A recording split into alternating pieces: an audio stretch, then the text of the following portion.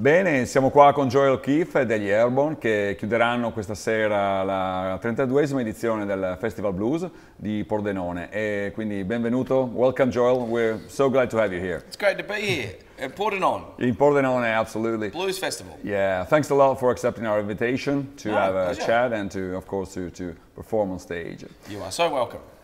Thank you so much. You come from down under, and your music is defined by this dirty, sexy, and greedy sound, which is really the Australian sound. So how come? I mean, Australia has a very specific sound like that. Oh, I guess we're just a dirty race, you know. No, look, we like rock and roll.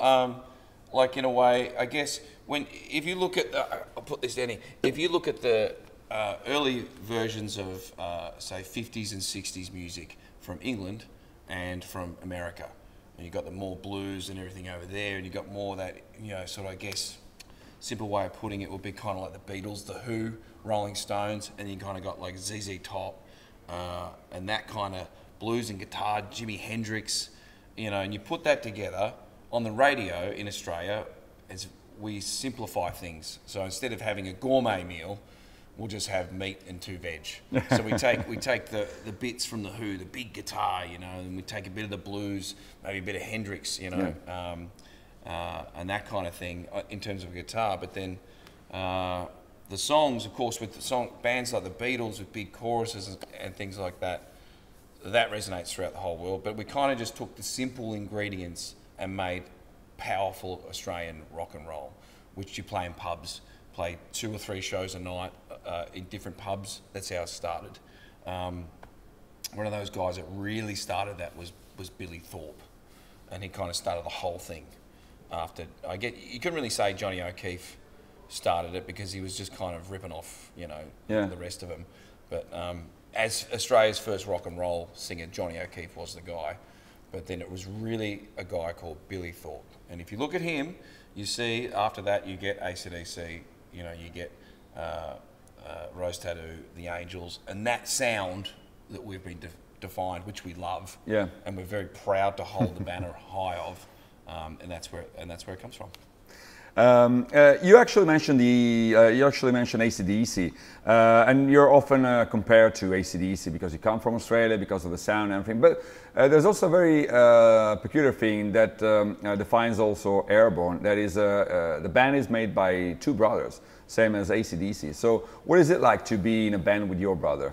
It's good, you know. I mean, of course, it has its ups and downs.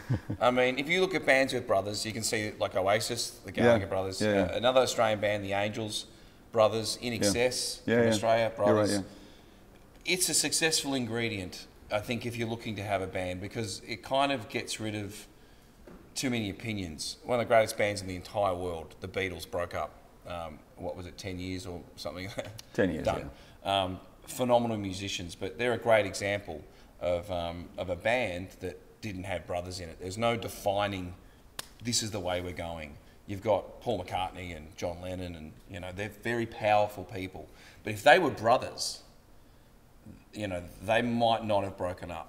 You know what I mean? Like that direction for the band. It's something that, because when you start as a band and there's no managers, there's no record labels, and it's just, you're playing in pubs, you kind of got to have your own dictatorship, and that's what rules a band successfully. Because when the shit hits the fan on the road, or when the shit hits the fan in any scenario, you have to have a complete fucking dictatorship that drives through everything.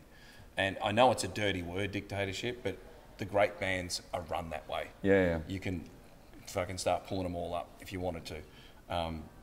Because fans that, like myself, who love bands, I want them to have that. I don't want them to ever be swayed by other opinions, I want them to stay true to themselves and having that.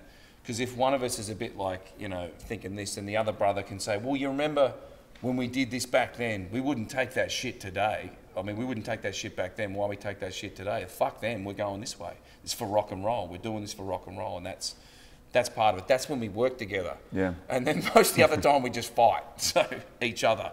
But the rule, what we've found is, the rule of our road is, if Ryan and I are fighting each other, everything's going great because we've got no other fights to fight. Good. You got a few songs that are featured on Guitar Hero, the Guitar Hero, music game. Yeah. Do you ever play with Guitar Hero? I did. Yeah. I did once. Do you play your own tunes on Guitar Hero? It was one time. Are you good at playing your own tunes? At Christmas, one time, we came home from a tour and we'd been on the road for 9 months. Yeah. And I came home and one of my nephews was playing. Too much, too fast. Yeah. And he was better at me by fucking miles. He beat me like completely all over the place. I was like, oh fuck, I've just been on the road for 9 months. I should know my own song. But he was very good at it. He was doing like all of the advanced modes. But it's cool to be in that sort of stuff.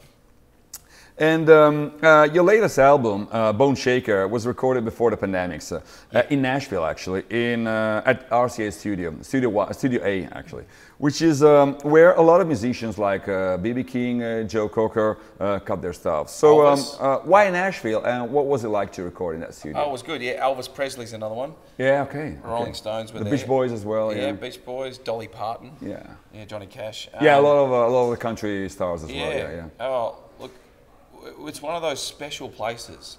I guess in religion you have like holy places and stuff where you feel something spiritual in there. In terms of a musical spiritual place, this was there was just feeling there. And like when we would turn the lights off at night to leave the studio would be very like dark, but it's a very big room, and you just stand there quietly, and you just feel something. It was just really something. Like, it was like the energy of the people that have come through have kind of gotten trapped in there. Like it still reverberates or something. It's just, you have to go there to feel it. Yeah. And then as soon as you leave the building, the feeling goes away. But when you walk in, it's a real feeling. It was something special. Why Nashville? I mean, or why that studio specifically? Well, we like recording in America for one. It seems like a lot of the industry there, the recording industry, everything's moving to Nashville from LA, and that's where Dave Cobb, the producer, works. That's his studio. That's now. His studio. Yeah. So that and it was kind of like, cool. Let's go to Nashville.